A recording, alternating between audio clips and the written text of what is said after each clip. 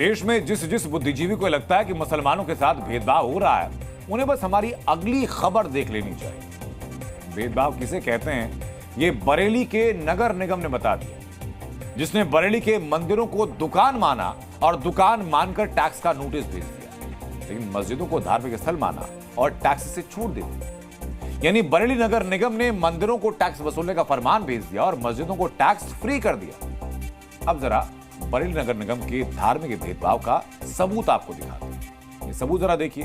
ये बरेली नगर निगम की टैक्स रसीद है जो मंदिरों को भेजी गई है। इनमें मंदिर पर हाउस टैक्स लगाया गया, वाटर टैक्स लगाया गया और सीवर टैक्स भी लगाया गया। कुल मिलाकर के 6,931 रुपए का भुगतान करने के लिए कह दिया गया है। अब बरेली की एक मस्जिद को भेजी गई टैक्स रसीद जरा देखिए। इसमें टैक्स राशि के हर कॉलम में 0 लिखा हुआ है, सिफर। यानी बरेली नगर निगम की नजर में मंदिर कमर्शियल प्लेस है, लेकिन मस्जिद रिलीजियस प्लेस है, और इसलिए बरेली नगर निगम को मस्जिद से कोई टैक्स चाहिए नहीं, लेकिन मंदिरों से उनको टैक्स वसूलना है। अब धार्मिक भेदभाव का इससे बेहतर और सटीक उदाहरण और क्या हो सकता है? गलत है। जब मंदिर में आमदनी किया जाए उनको टैक्स दिया जाएगा। आमदनी नहीं कुछ, और परिवार तो टैक्स लगे तो दोनों पर लगे, और नहीं तो टैक्स लगना मतलब ही कुछ। और मंदिर में जो आमदनी नहीं तो कहाँ से लगा? आदमी खुद ने काम मिल लिया, वैसे बैठ रहे हैं यहाँ तो मंदिर में। हम लोगों का जन्म स्थल इन्हीं मंदिर में है। आज तक कोई टैक्स नहीं आता था। आज हिंदुओं की गवर्नमेंट में, जो डबल इंजन की गवर्नमेंट कहते हैं, नीचे से लेकर के ऊपर तक हिंदुओं की गवर्नमेंट में अगर हिंदुओं के मंदिरों के ऊपर टैक्स लगाया जाएगा तो ये क्या जायज है क्या? सरासर बेईमानी है हमारे साथ। याद है मंदिरों को भी टैक्स में फ्री करना चाहिए था, जब मस्जिदों को टैक्स फ्री कर रखा है।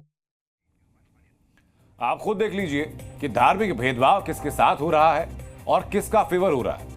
लेकिन एक वर्ग विशेष की राजनीति करने वाले बुद्धिजीवी मंदिरों पर टैक्स लगने की खबर सुनते ही सन्नाटे में चले जाते हैं। लेकिन जी न्यूज ने बरेली नगर निगम के इस धार्मिक भेदभाव के खिलाफ न सिर्फ आवाज उठाई, बल्कि इसे एक मुहिम बनाया, क्योंकि भारत में मंदिर और मस्जिद पर अलग अलग नियम लागू नहीं हो सकते। लेकिन उसके बावजूद बरेली नगर निगम ने मंदिरों पर टैक्स कैसे लगा दिया और मस्जिदों को कैसे टैक्स से छूट दे दी?